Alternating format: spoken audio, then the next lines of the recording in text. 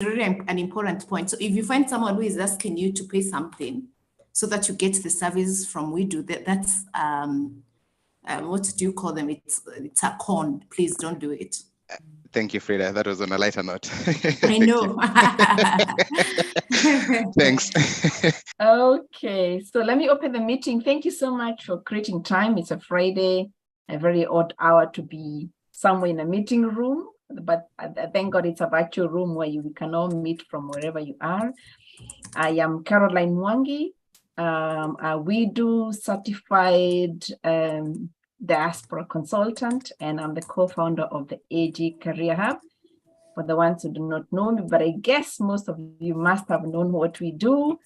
We say we are the Kenyan professionals in Germany, and we focus on sharing anything good that is going to benefit Kenyans based in Germany in terms of career, development, and business opportunities.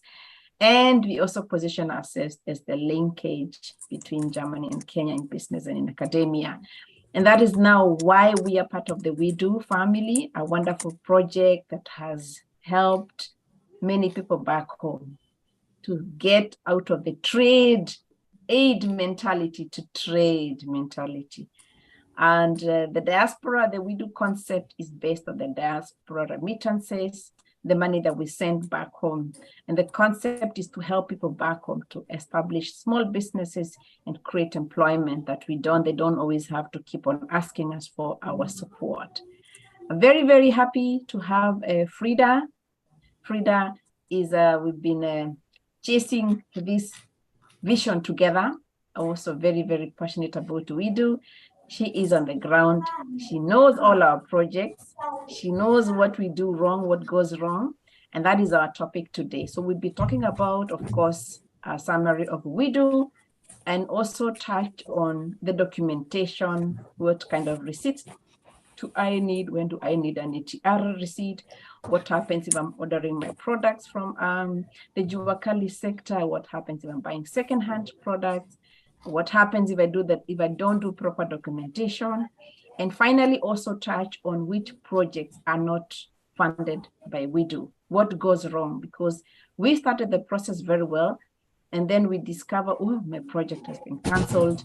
So this is what we are focusing on to make sure that the projects you apply are clean, you are informed, you know the process, and we will meet happily one day somewhere on your farm doing value addition or discussing your project, discussing how you have employed 50 people, discussing how you have solved some of the problems we have on the ground. So that is the concept of the WIDU. Looking forward, we'll be bringing also entrepreneurs to share their stories. We had last time one of the entrepreneurs in value addition and farming doing fantastic work, and I'm sure Frida has many more stories. So Frida, thank you so much. The ball is in your court now. Karibu sana. And happy Mashujaa Day, yes, to all of you. Yes, absolutely. Happy Mashujaa Day to all the diaspora members and also the Kenyans who are in the room. We celebrate you, I celebrate you, and also for enabling us to have this WIDU.africa project. My name, as Zakaro has introduced me, is Frida Kibuko. I am the country coordinator for WIDU.africa in Kenya. So I oversee the implementation of these projects and the different sections. Number one is the grant disbursement, but actually that is almost the final stage. It is really to make sure that the projects that we receive get the attention that they need. We provide feedback in terms of investment plans. We provide feedback in terms of the business synchronization with the investment plan. And also we are coordinating the coaching pillar.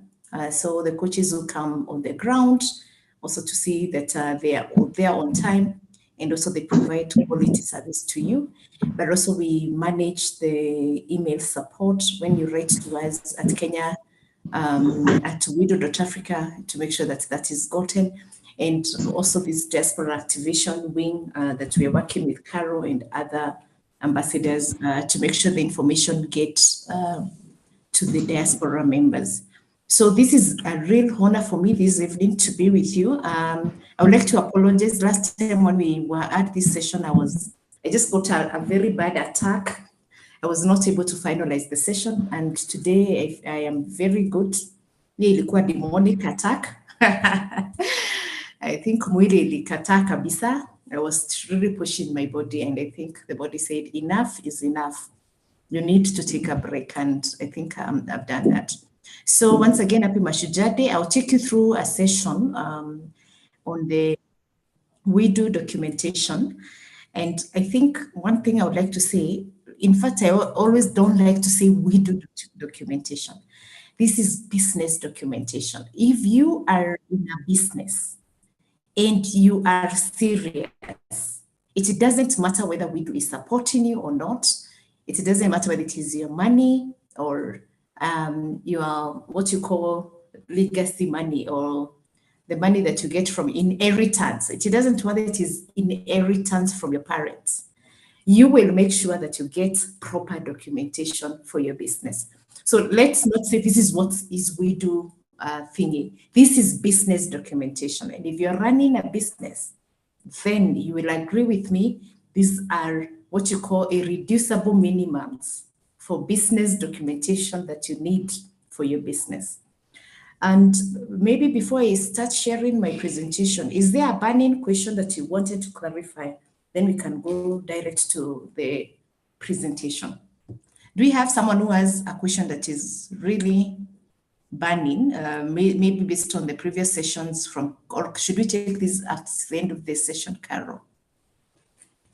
Yeah, I think we can take the questions because some of them you might clarify them during your presentation.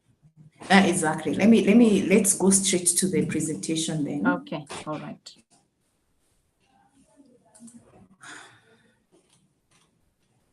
I'd like to start here. I know Carol has done a very good job on this, but I think it's always good to start from what we call, why are we doing this? What is the objective of the project?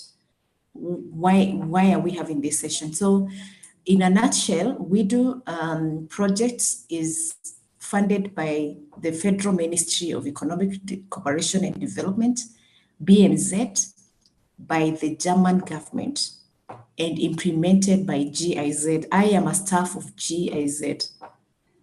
And our objective is to create jobs and promote entrepreneurship in Kenya, in Africa, the countries where we're working.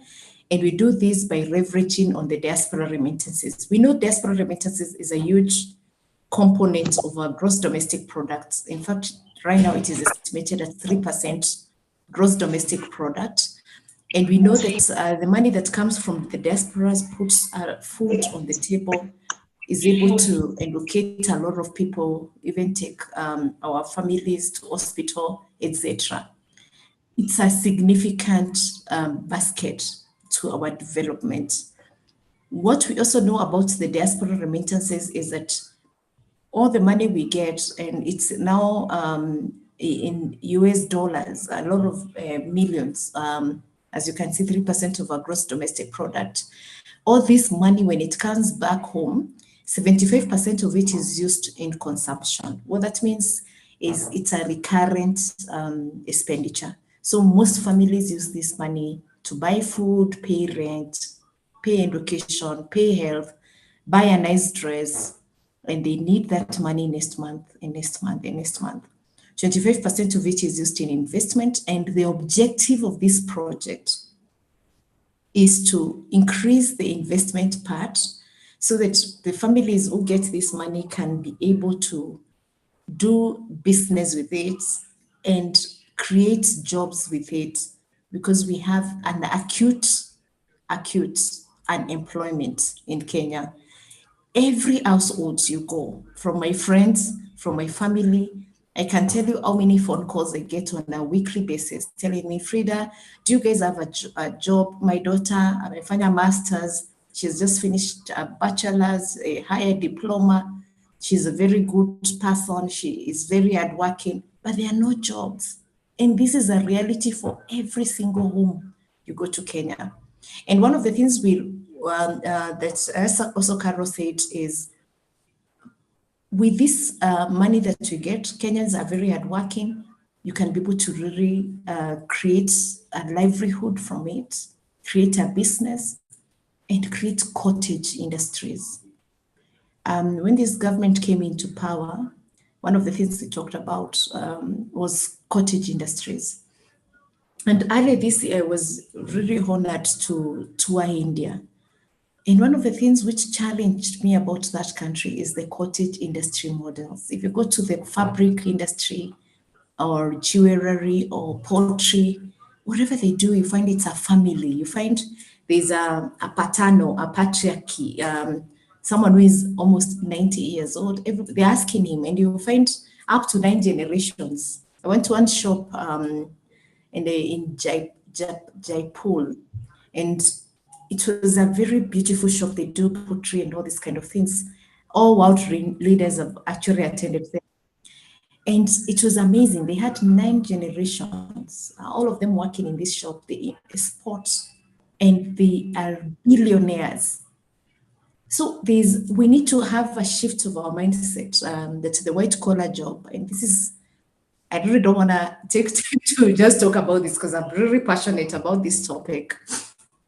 And I can tell you stories about the kind of mindset our colonial, education model created for Kenya, a white collar job, a consumption economy. We can only buy tea, which is, we have grown the tea here, then we manufacture the raw materials, then it's, manufactured in UK and those other countries, and it's brought back here, and we buy it 10 times or 50 times more than, we produced. Yet we are the ones who are growing the tea and the coffee and a lot of kind of things, stuff like that. So we are created to be a consumption model because we're supposed, according to the model, we were supposed to consume from the developed countries and not produce. And that is why our balance of payment is pathetic. We need to change that. The government will try its best, but from the household, we can do that. And I can tell you stories of projects we have funded in WIDU who are doing exactly that. In Mount Kenya, from Bondo, Siaya County, Busia, Port Victoria, people who, there's a lady in Kakamega who has just started producing fish sausages and fish production, and we are supporting her to buy the machinery she requires. And actually, she has imported all her machinery right now, and she will be in business including packaging. This is the kind of model we really want. And we know this potential of that, and we have the results that this is actually working. So creation of jobs and promotion of entrepreneurship. I'm happy to tell you that this project has been extended. Now we have an extension up to 2026. And we thank God for that, because that means we have an opportunity still to continue doing what we are doing. Our focus now is going to be more on quality projects, more on value addition, more on cottage industries, and we invite you to join us in that path, because WIDU is not GIZ. WIDU is diaspora, is entrepreneurs. In fact, in WIDU Kenya, what we say is our entrepreneurs are the center of gravity. Everything is gravitating towards them. So the diaspora support, GIZ support our coaches, everybody's gravitating towards them. So let's work together. It's a vision that is achievable, and we have results to show that it has worked. The reason why we'd like to talk about business documents is because there's an aspect of accountability. And if everybody was to do what they're supposed to do, this world would be a very good place for all of us to sit. So we have a wide range of stakeholders under WIDU.africa. We have the donor, the diaspora donor. We have GIZ. We have the enterprise. We have customers. We have the government. We have our neighbors. We are surrounded by a lot of witnesses. And if we really want to succeed, we need to do things the right way at the right time, and also with the right quality. This is very, very important. So when we talk about business records provide us the confidence and the confirmation that these transactions represent true and fair value. In WIDU, that is in the platform. But we know your businesses are above and beyond WIDU. And what we are inviting our entrepreneurs is to create business records, not only because money is coming from GIZ, the government of Germany, the taxpayers' money of Germans. No, it's also about you and the profit you make and how you plow it back to the business to make sure that these businesses are sustainable. They are lasting businesses, they are generational businesses. Cottage industry is exactly about that. So that is why when we talk about the sustainability aspect of it, it has to start from somewhere. And the way to start is really to be accountable, to have credibility, and to also have the sustainable aspect, because of all these aspects of resources, of the stakeholders, of the business ecosystem, of internal processes, of any learning that you learn from the business, from GIZ, from our coaches. It's really steered towards job creation, income is increased, and sustainable development happens. That is why we do that. I would like to say another thing here. A lot of times when this project started, and of course the diaspora, they know it worked, and they started calling families, kujeni niwaonyeshe, free money is here. And people really misuse the aspect of free money. The truth of the matter is WIDU is for free. The grants are non-repayable. It's a grant provided to the business so that it can scale up. It is not refundable. But there's an aspect and expectation from us. We need to account for that money. We need to show the people who are giving us this money that this money has been utilized in the way that it was supposed to be done. It is creating jobs, it is scaling up businesses, it is increasing incomes in Kenya. So when we say free money, people get that money and there's an attitude of, then we start following them. And right now we are pursuing people, we are calling them. I can tell you, it's agonizing for not only me, but for the team that I'm working with. The coaches and the project team, we are calling people, writing emails, please account for the money we paid you 6 months ago, 3 months ago. I mean, it shows the attitude of the people on this, and it's unfortunate. And so going forward, I think this is a lesson that we've learned. We will be more thorough in terms of verification of businesses to make sure we don't fall into the kind of situation we are in right now.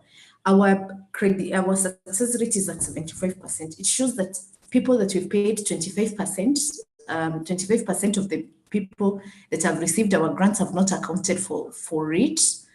And it's a significant number. We would want to reduce that even up to 5%. Come and buy at least 25%. So right now, just like yesterday, I just had a conversation with my boss. We need to have a contract with a lawyer, an internal lawyer here in Kenya, to write demand letters to entrepreneurs so that they can account for GIZ money. We don't want to get into that situation. So for the donors who are here, there's an aspect of due diligence that is required from you. Kindly talk to or support businesses which exist, who are serious and who can be able to account for that money. I love businesses that we support, and within a month, in fact 2 weeks, you give them a grant today, next week they upload all the receipts, they've bought all the items, they have the ETR, they are good to go.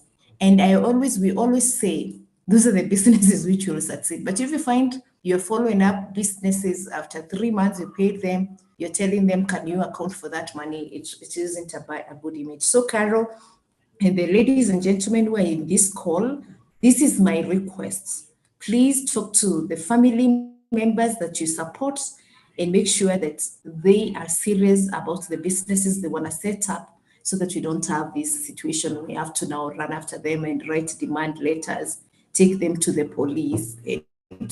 It's a waste of resources and energy, and we would rather use this energy to support businesses rather than following them up.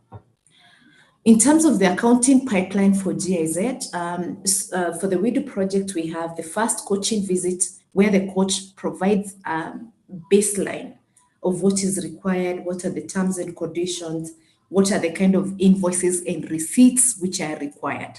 But even before the coach goes on the ground, we always send an email to the entrepreneur copying the donor, where we tell them, please, we have approved your project.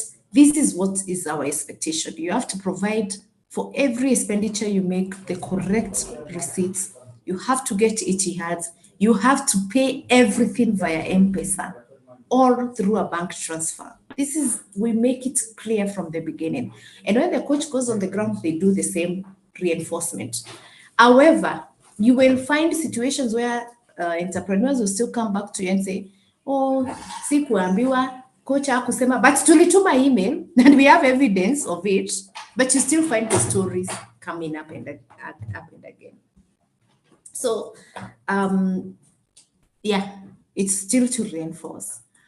Then we have the second coaching visit where the coach goes back on the ground to check and verify on the joint investment. This is the contribution which the donor and the entrepreneur have given in the projects. So we verify. And I would like to say something here. You find very good receipts, excellent receipts, each year, everything paid via M-Pesa. But on the ground, the machine which has been bought is not commensurate to the value. That is why we do the verification. So our verification is twofold: to verify that indeed the receipts are there, they are correct, the ETRs are there, the M-Pesa receipts are there, but also to verify that indeed what has been bought is reflective or commensurate to the receipts. We even call the suppliers, we check from other suppliers. Sometimes we find invoices where entrepreneurs have, overestimated their expenditure by 2 times. Someone says, I bought this cooker for 150,000, but on the ground, the same cooker, the same, the same specifications is 25 or 45,000. So we have sometimes we have that. And projects that we cancel is because of this. Or we also find a situation whereby people have, falsified the M-Pesa messages. It happens a lot with this project. So what we do is, again, we cancel those kind of projects and we don't hesitate at all. If we found this a malpractice, we don't second guess. We cancel the project immediately.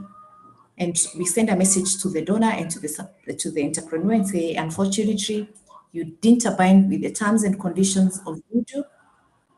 Therefore, we have canceled this project and you cannot apply for another project and with us again. It's very clear. So this is serious, and I mean, the point is, let everybody do their job. Let GIZ team do their job.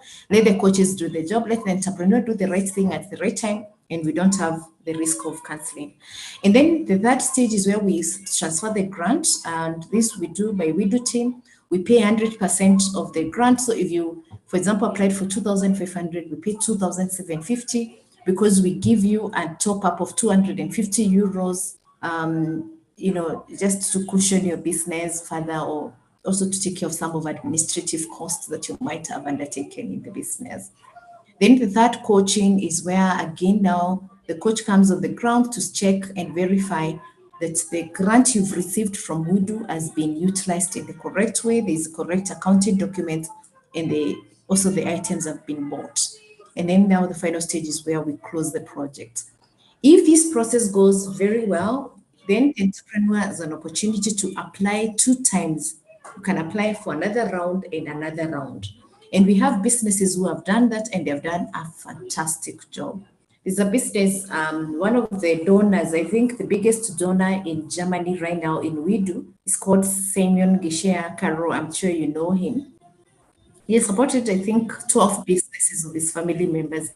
And one thing about Simon Gisher's projects, they are above top notch. You always find the receipts, each has M-Pesa, he has supported 12 of his family businesses. It's impressive. And I just recently I visited one of his the brothers projects. It's in Kangari, Muranga, just here and not very far from Nairobi. And these guys, started their poultry, just like many other poultry farmers, with 100 chicks. And when I was there, they had 5,000. They were collecting, I think, 20 crates of eggs every single day. And they were actually not moving. People just come, wanachukua the 20 crates of eggs, wanaenda. It's a very well executed project. And these guys have done a full cycle of this project. So you can imagine if you are able to get 2,750 euros right now in Kenya shillings, I think it's around 430,000. 3 times, that is around 1.3 million Kenya shillings, grants, not payable. So nobody is asking you to pay any levy or tax. Kila mtu siku hizi serikali ya Ruto ni ya taxes. Everybody, you pay for every tax. Of course, you pay those indirect taxes, but not to us. I'm saying this is a grant which you get free of charge. You get a coach who accompanies you through the process. Make sure you do the right thing and all that. So it's a great opportunity, but some people really screw it up because they want to take shortcuts, which is unfortunate. So let me just go to what is generally accepted accounting principle. Frida, let me just mention something before we talk about the receipts. Actually, when we were this year and last year, we did a lot of diaspora mobilization. And our opening remark and our closing remark was, treat the WIDU money like it is your own money, like you walked into the bank, took a loan. So when you have this mindset at the back of your mind, you'll be able to account for each and every money. Secondly, these businesses are not for WIDU. These are businesses that should last. As Frida said, we can pass these businesses generations to come. So why would we be greedy and quick and swift to say, let's just mismanage this 200K? It's very little money if it's not managed properly, but it's money that can help you establish something so big. So treat it like it's your own money. And the project is not WIDU project. It is your own business. That's a very, very good point, Carol. It is your money. It is your money. And so one thing which I also don't like a lot, and I just gonna be honest with you, is when people say, Frida, hey, nyinyi watu wa WIDU, mnataka aje? Nyinyi watu wa WIDU. Me, sasa I'm like, aki kusema ukweli, my sister. Mimi hakuna kitu nataka. In fact, I'm paid my salary every month, and I thank God for that, even the opportunity to work and transform things. I am grateful to God about that. I don't want anything. What I want is this project to work in the quality and the expectation that is required. That is it. If everybody was to do their job, and I can tell you 75% of our diaspora and our entrepreneurs do the right thing.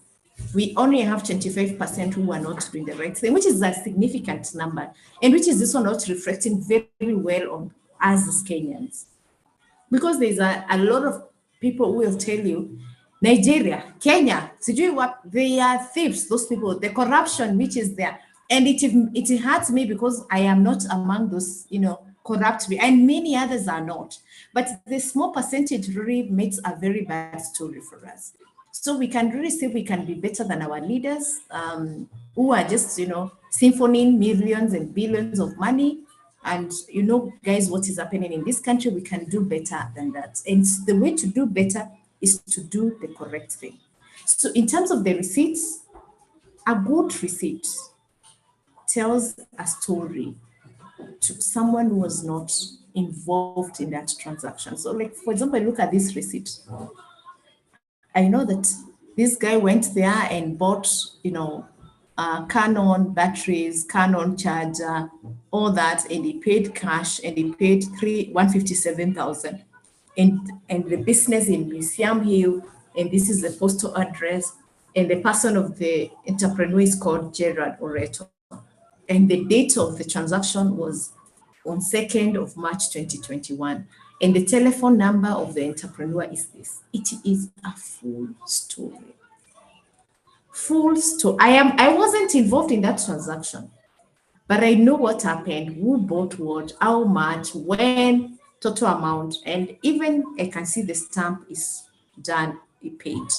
So a good receipt has proper details of the supplier, the name, the address of the supplier, it has the name of the customer, it has the date of the project, it has items. How many were they? What was the price? What was the total amount? And it has a payment confirmation that indeed this is paid. Most of the times you don't have this payment confirmation, and we have said the requirements for WIDU for a receipt is like, okay, I can show you this one. A receipt must have all these items. This is the correct accounting. It needs to have the dates, what has been purchased, the details of the supplier, the details of the buyer, and an ETR receipt for items which are bought above 10,000. Because the ETR will also tell us whether this has been paid cash, and if it has not been paid cash, we need the M-Pesa screenshot. What we're requesting our entrepreneurs to do is make sure you pay everything via M-Pesa. And this is again not for WIDU, ladies and gentlemen. If you pay your transactions via M-Pesa, and for example, right now, there's even a Pochi la Biashara for entrepreneurs, which is free of charge by Safaricom. Why is this important for you as an entrepreneur? Let's get WIDU out of the picture for a moment. You will have proper records of what you will be able to know, what is coming in your business and what is going out. And you can be able to tell whether you are making a profit or not. You need to distinguish whether your business is a business or a hobby. We need to distinguish this, because a hobby, you don't expect any money at the end of the month. And I'll give you a very good story. I always tell this story to the coaches when we are doing the training. It's about my mom. And my mom, she is very, very hardworking, like a lot of Meru women and a lot of Meru, and not Meru, a lot of Kenyan women. Mnajua wa mama. So she had very good cattle. In fact, some of them, mimi nilinunua mwenyewe na pesa yangu. Very good breed. The breed you buy over 100,000 Kenya shillings. And my mom, she had to work around 4 to 5. These are very good breeds, and they're getting over 100 liters of milk every single day. Over 100 liters of milk. And that time, I remember they used, right now the price has gone very high, but that time the price was 40 shillings per liter. So unaona pesa inaingia na maziwa inaenda yote. Asubuhi by 6:30 hakuna maziwa, na jioni again by 6:37 there's nothing.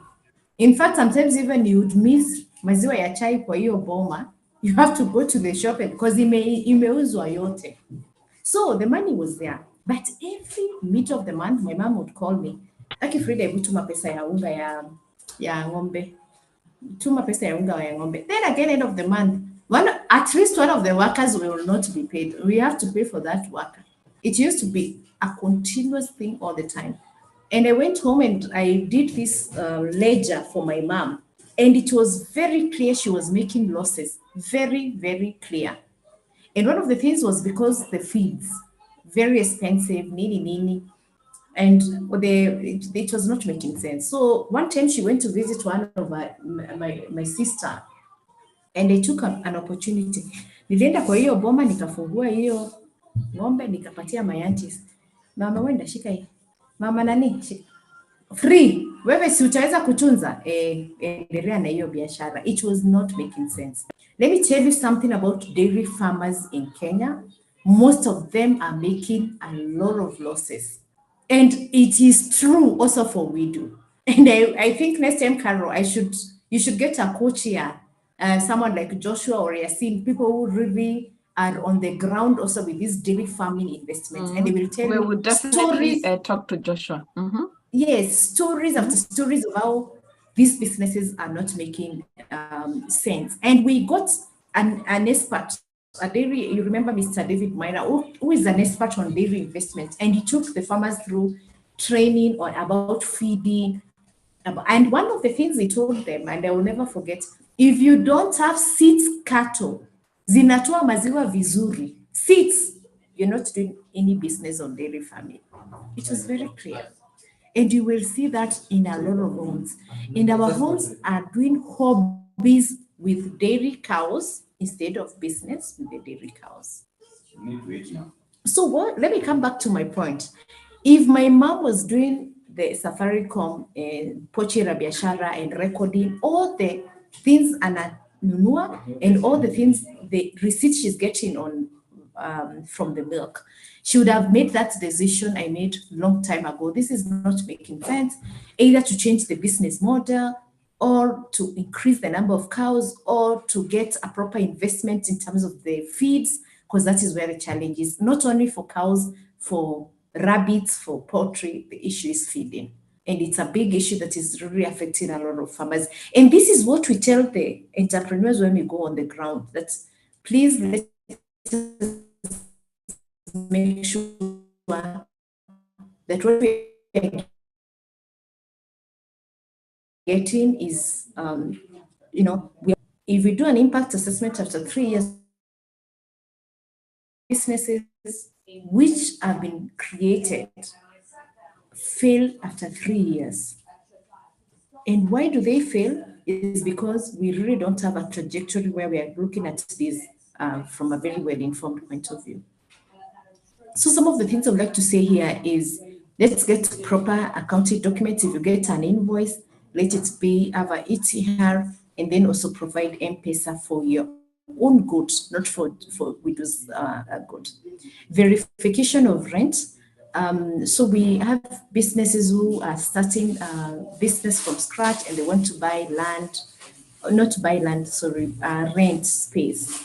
And how we verify the receipt is really the receipt, the official receipt from the landlord, and also the lease agreement. That is how we verify rent. So when we get a receipt of only rent without the what is it called, the lease agreement, then we return the project again for correction so that they can provide that. And then this is a very good example of that, how that lease agreement looks like. And then we confirm that what is in the details of the lease agreement is actually what is being provided for rent and also for the payment.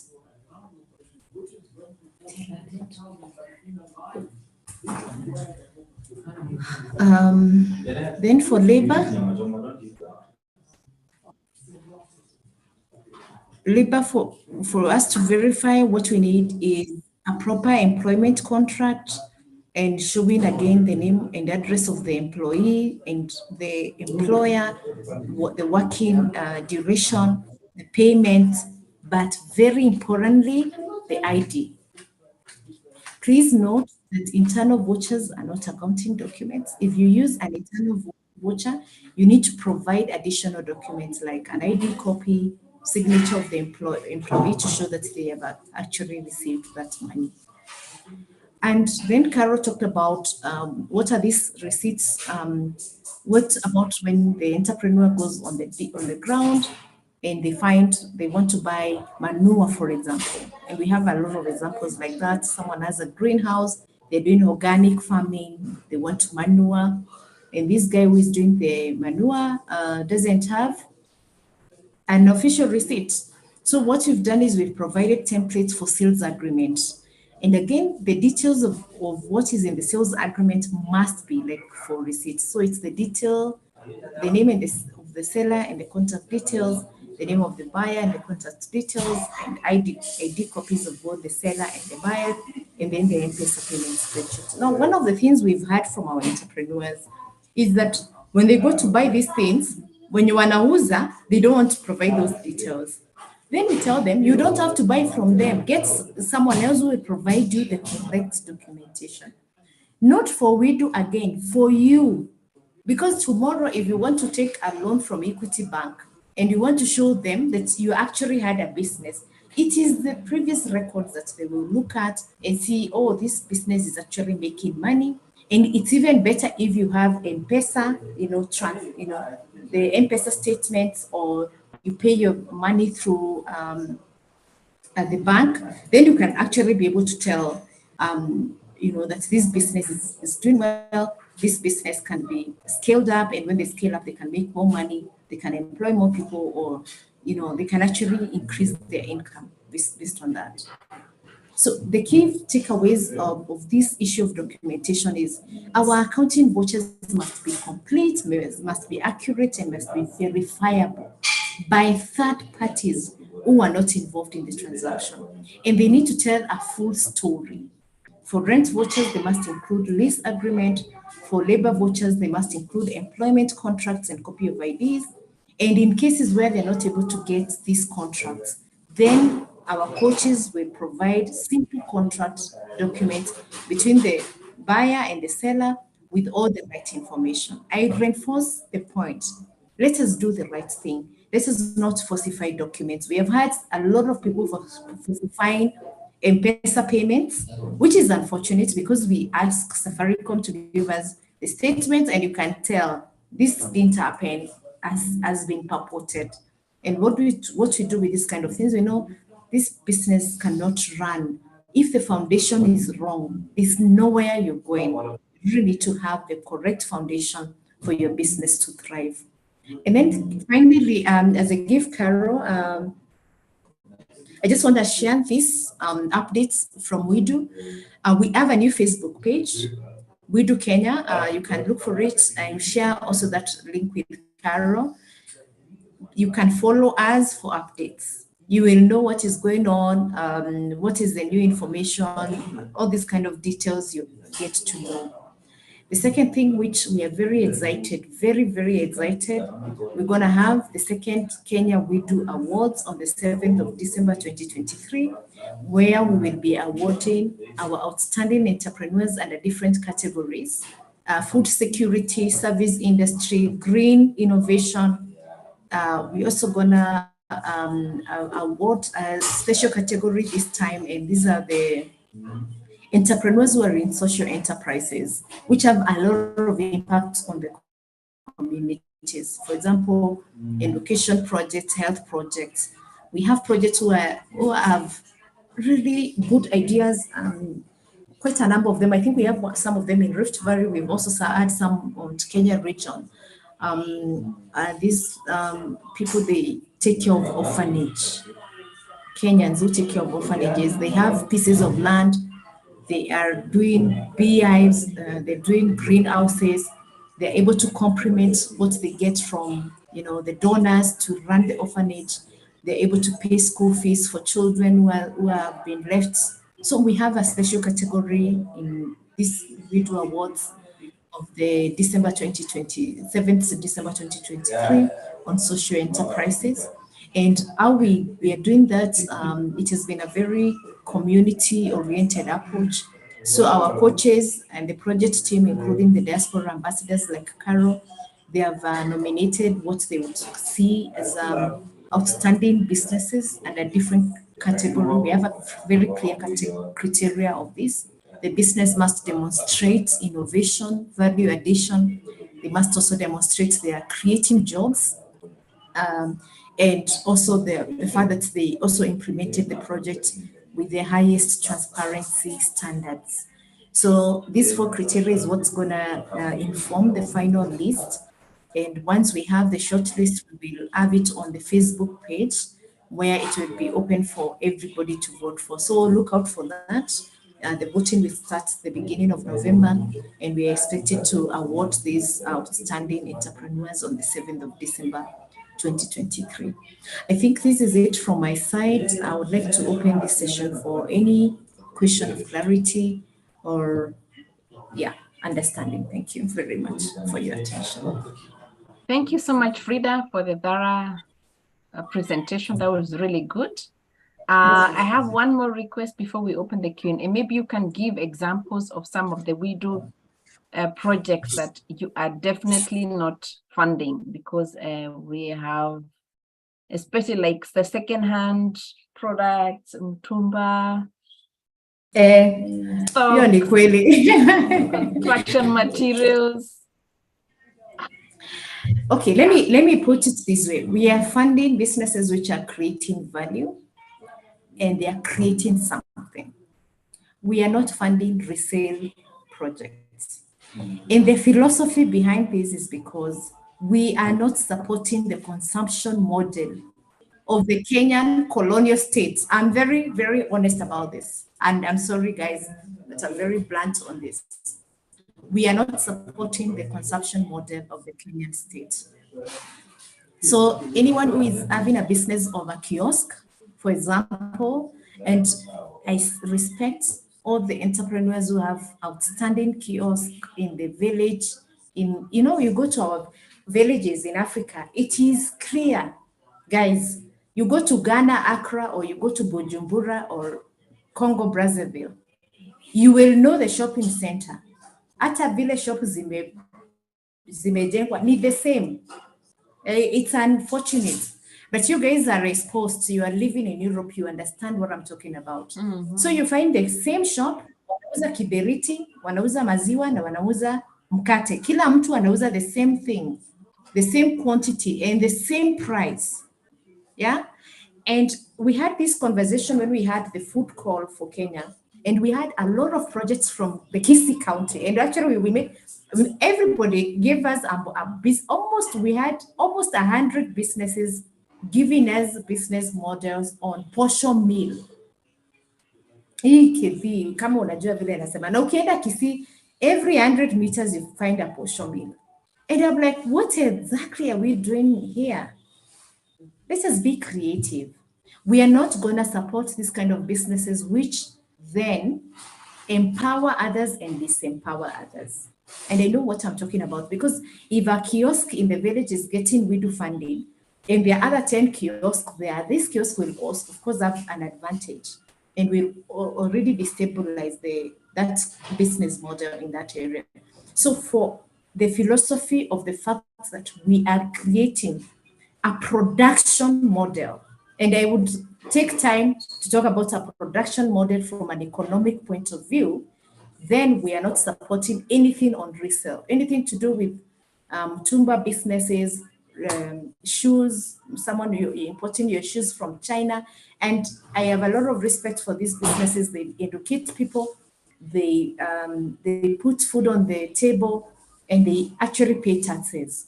But for the sake, because we are a development cooperation model, we cannot really support those kind of businesses which are consumption related. We're only doing production, and that is why we're doing cottage industries. And I can give you a lot of examples of production models. People who are doing poultry farming, they're looking for smart ways how to do their feed production so that they can reduce the cost. I went to Meru, South Imenti, and I met this young man called Pinton. Actually, I nominated him. So if Pinton is in the room, I hope you get the votes that you need, because he did a fantastic job. So when he heard about WIDU, he looked for money from the bank and built a very good structure with his own money. Then his contribution was to buy machinery. He wanted some machinery to produce the feeds. So he bought pellets. They powder the maize combs, zinakuwa powder, and a lot of other things. Then with our money, he was able to buy a mixer. You go to his shop, it's a cottage industry. Iko na machines kama sita. He's reduced his cost of production for his dairy cows. He has like 8 of them. This guy is not even yet 30 years. Wow. He has like 30 years. And now, all the villagers, they're getting all their feeds from Pinton. Nilipata gari zikiwekwa feeds. And I was like, bless the name of the Lord. This is what we are talking about. Yeah. And we had another, tunamuita mzee Kanyi, yako hapo Nyeri. Anatengenezanga sugar, alikuwa anatengeneza sugar cane juice. So hiyo sugar cane ask ikibaki, the kanju ikamletea shida mingi sana. wanamshikashika wewe, lazima unaweka uchafu hapa. So he had to think, what do I do with these leftovers of the sugar cane? I'm telling you, Mzee Kanyi has done what is called a cottage industry in his backyard. He's using this sugarcane leftovers to produce animal feed. And as you and mix na nini. And then the others which he cannot use is using what is called decarbonization. I'm telling you, when there I was given a pure chemistry lesson. I was humbled, very humbled. It's a beautiful business. You know, and he told him, Mzee Kanyi, si ufunze vijana wetu hizi. Akasema, mimi am willing. Frida hata niletee 20 of them, I will teach them how to do this. So there's a lot of opportunity. I can tell you about someone else who is in Moya. I can tell you about this guy who is doing an apiary in Embu, state of the art. He's trying to find how the traditional bees using now a modern bee equipment. And some things, I'm telling you, Carol, you go there and you are really humbled. And there's so many others who are doing tailoring, wanatengeneza African fabric. You know, our African fabric I had, was it Nancy who said she's doing African fabric? Nancy, we want to support your business because our African print. It's Lillian. Yes. Yeah, Lillian. Our African print in Kenya, we actually don't have one in Kenya, but right now I've seen a lot of enterprises who are trying to do that. We import it from West Africa. We want to see businesses like Lillian who are trying to get an African print.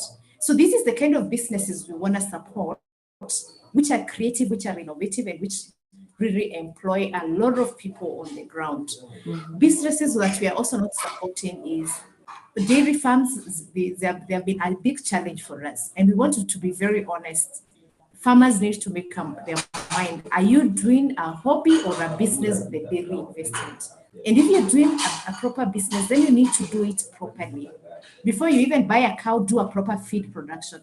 You go to the ground, you tell the farmers like that, wanaanza kusema, oh, but we do, why are talking to farm it? It's because we don't want you to fail. So we are very point blank. We have seen businesses which are failed anyway because of they're not doing things the right way. And we are very clear about these things. Also from the coaches, we tell our enterprises, this is not working, please change your business model. So, Carol, these are some of the businesses we're not supporting. Yes, and I can give you a lot of stories. And so I don't want to do that because I can also see our time is not on our side. Thank you from my end. Let me stop the live recording so that we can have a short Q&A.